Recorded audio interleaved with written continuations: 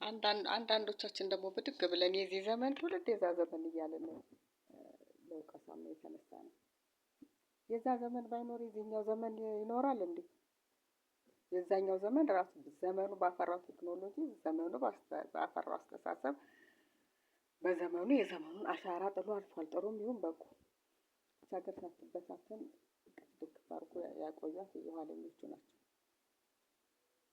ስለዚህ የኋለኛውን መውቀስ አስፈላጊ አይደለም። አጥንት ደማቸውን አፍሰው አጥንታቸውን ከስክሰው ነው እስካሁን ያቆዩንና የኋላውን ቤተሰቦቻችንን እንደ መውቀስ እናት አባታችንን እንደ መውቀስ ቁጠሩት። ዛሬ እኛ ምን ሰራን? በዚህ ትውልድ ቴክኖሎጂ እንደዚህ እንዳሸን በፈላበት እኛ ምን አሻራ ጥለናል?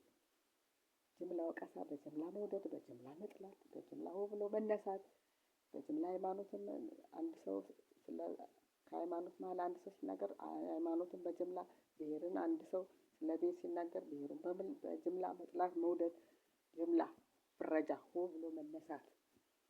እስቲ እኛ ምን ሰራን? እስቲ ስለ ሰላም ምን ሰራን? ስለምን ምን ሰራን? ምን ቴክኖሎጂ አሰብን?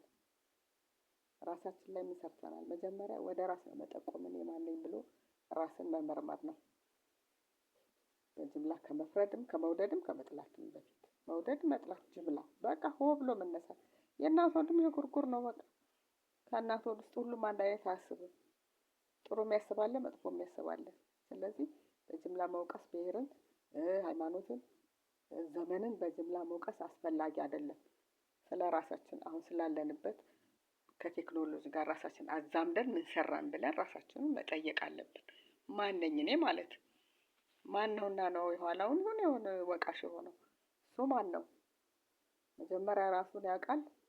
ለመውቀስ የተነሳው ሰው ማን ነው? ምንድን ነው ብለን ጠያቂ ሆነናል? እናውቃለን? ብሎ ከማጨብጨብ በስተቀር